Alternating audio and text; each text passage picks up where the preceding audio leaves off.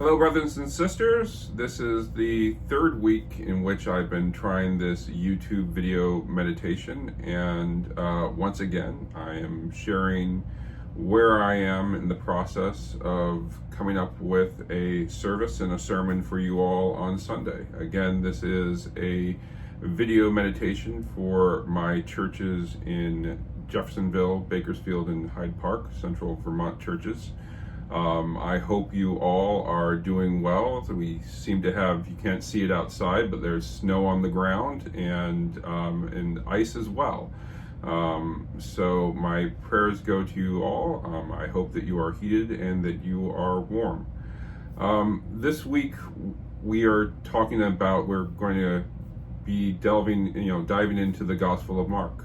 In particular, we're going to be talking about corruption within the church, which is always fun. I think I have been criticized in the past of being a little bit more critical of our progressive churches than I am other types of institutions out there, and I think that there's good reason for that. I have a lot of hope that the church can live into what God intended it to be. But I think Mark 12, which is we're going to be reading through verses 38 and 44, it's Jesus really criticizing organized religion. And I think that's something that a lot of people, especially here in Vermont, probably would be able to get on board with. But the reading starts out, it reads it like this.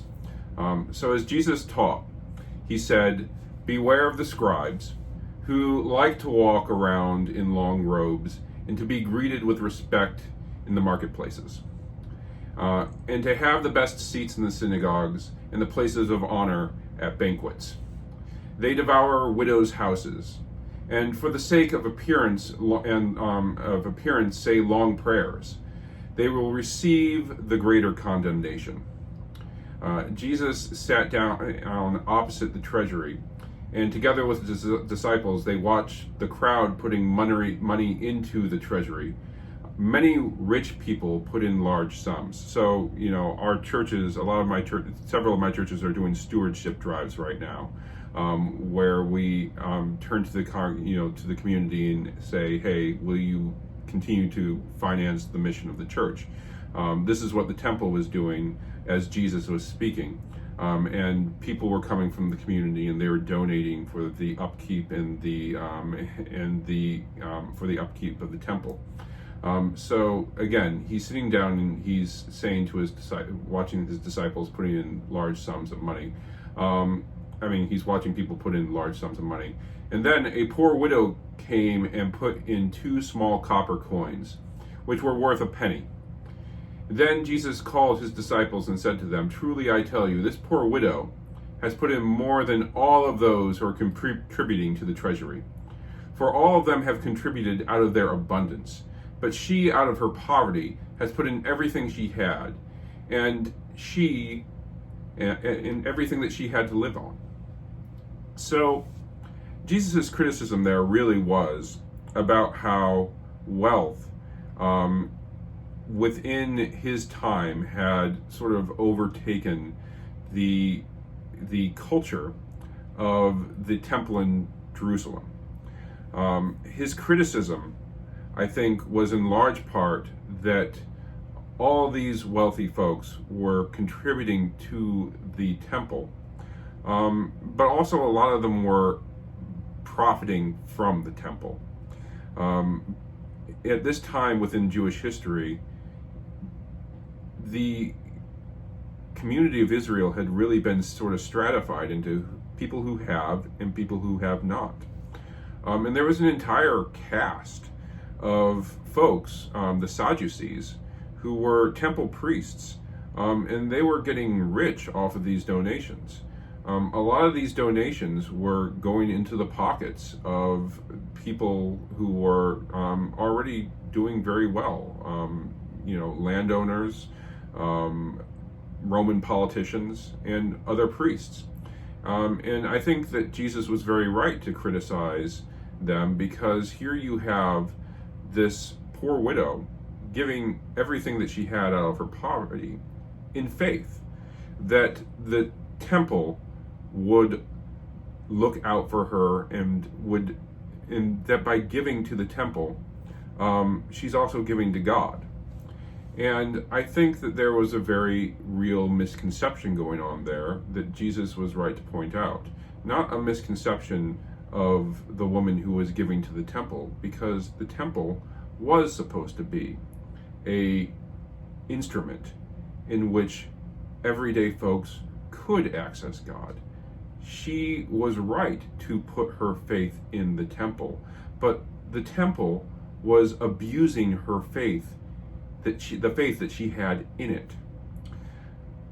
The temple in Jesus' day had become more concerned about its own well-being than it was interested in the well-being of the people with whom it served. And I think that Jesus challenges all of us who are participating in organized faith to really ask, who is that faith serving? Who is that religious, who is being served within that religious institution, within that structure? Because if the church is not serving the people with whom it is rooted in, if it's not serving its community, then does it really have a right to be called the church at all? I think that Jesus would correctly challenge the continued existence of such institutions. And I think that that's part of the threatening aspect that Jesus posed as he came and he started preaching there, on the steps of the temple. I think that's a large part of the reason why Jesus was put to death, because he was questioning the validity of the temple because he saw it as a broken tool that was supposed to be serving God, but instead was harming God's people. And so, again, I read this passage and I ask myself, does the institution that I serve, does the religious institution that I am a part of, does it serve the people with whom it is supposed to be looking out for, or is it exploiting them? And I have to say honestly that even within my own denomination, the UCC, I've seen instances where the church has failed. I have seen instances where the church chooses to serve people with money over people who do not have money, where the church chooses to look after its own well-being as opposed to being bold and standing up for people who need support. I think that when the church is challenged with wealth, those moral questions always arise. And I think that, like any other human institution, we see the church often fail to live into the call that God has for it. The sermon title for this week is Mother Church, ? And the reason I titled it that is because within Christianity, the church has often been depicted as a parental figure, whereas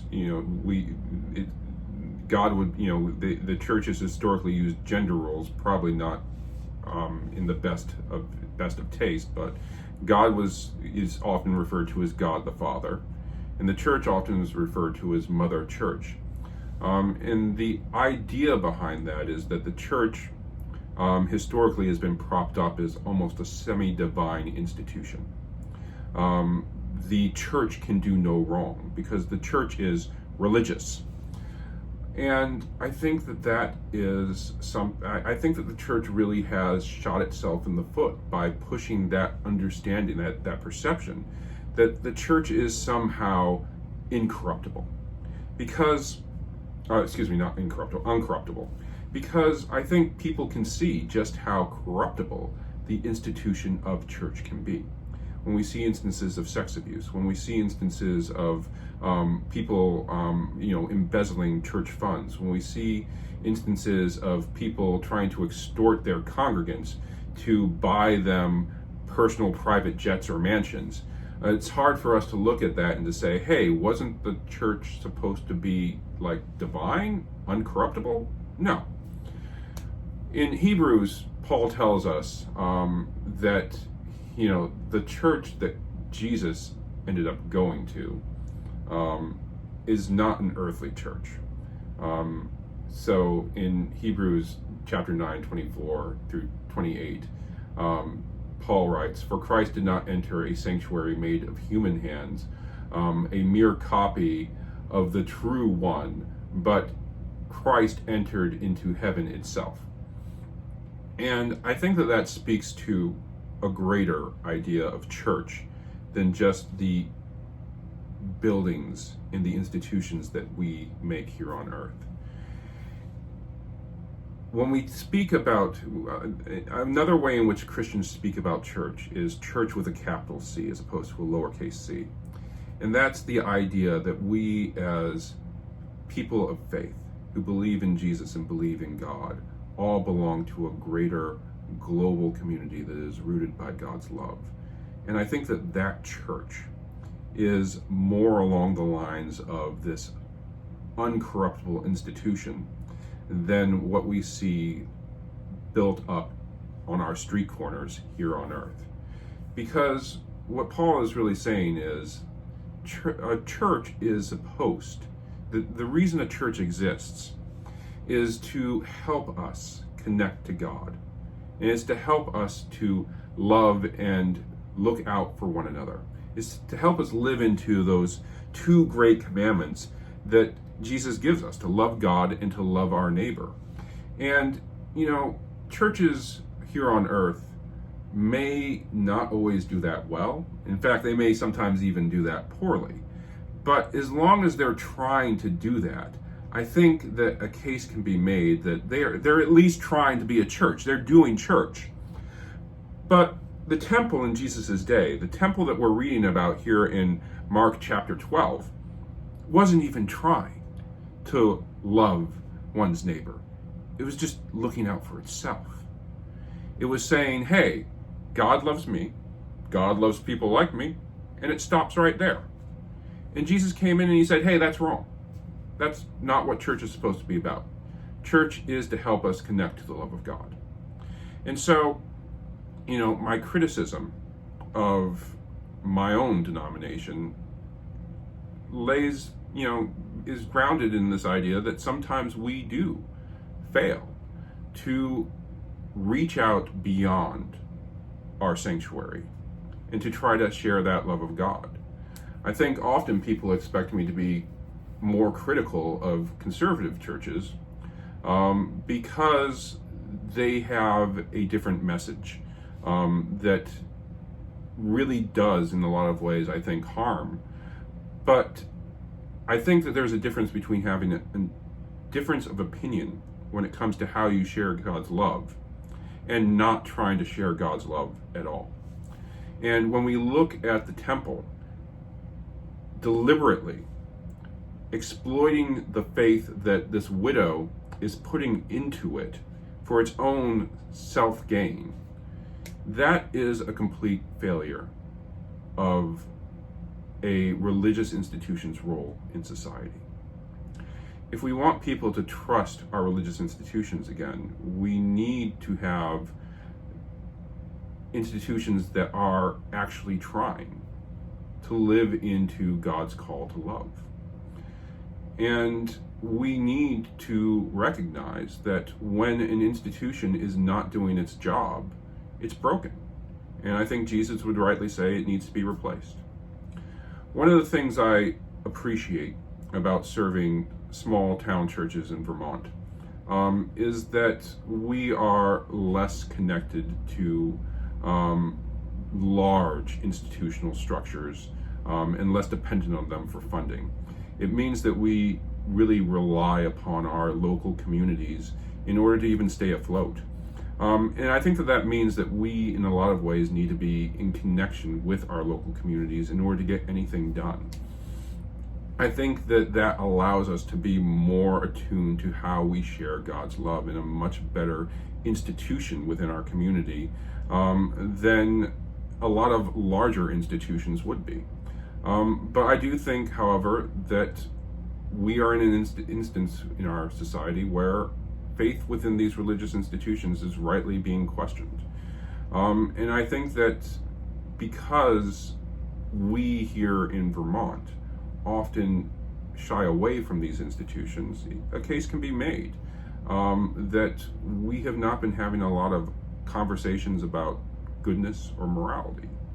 I don't think that that's the only reason, but I would argue that it is a part of the reason why we are in a situation where it is so hard to talk with one another. We don't have institutions that are intentionally grounded in love. The church is supposed to be that. And when it's not, it's broken and it shouldn't be there at all. That, I think, is the challenge and the message that Jesus gives us in our reading this week from Mark 12, 38 through 44. And so that's where I am right now. Peace to you. And I look forward to seeing y'all on Sunday. And be safe in the cold.